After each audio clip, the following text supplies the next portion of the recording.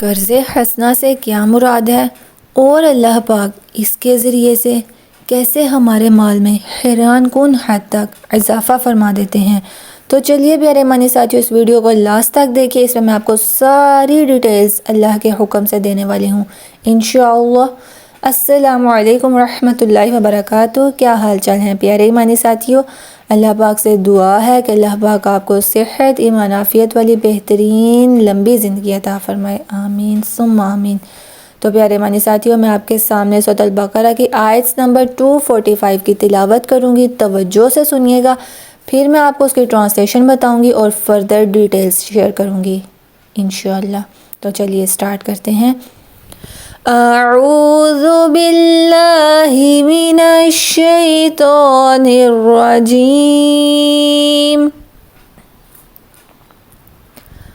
من ذا الذی یقرض اللہ قرضا حسنا فیضاعفہ له اضعافا کثیرہ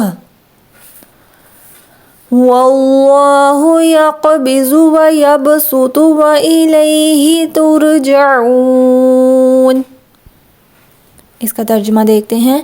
کون ہے جو اللہ کو قرض حسنہ دے، پھر اللہ وہ مال اس کے لیے کئی گنا بڑھا دے، اور اللہ ہی تنگی کرتا اور فراخی کرتا ہے، اور تم اسی کی طرف لوٹائے جاؤ گے۔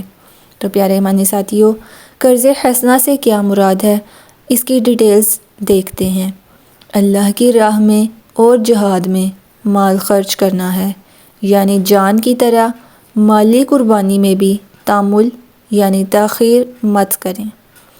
رزق کی کشادگی اور کمی بھی اللہ پاک کے اختیار میں ہے، اور وہ دونوں طریقوں سے تمہاری آزمائش کرتا ہے، کبھی رزق میں کمی کر کے اور کبھی اس میں فراوانی کر کے۔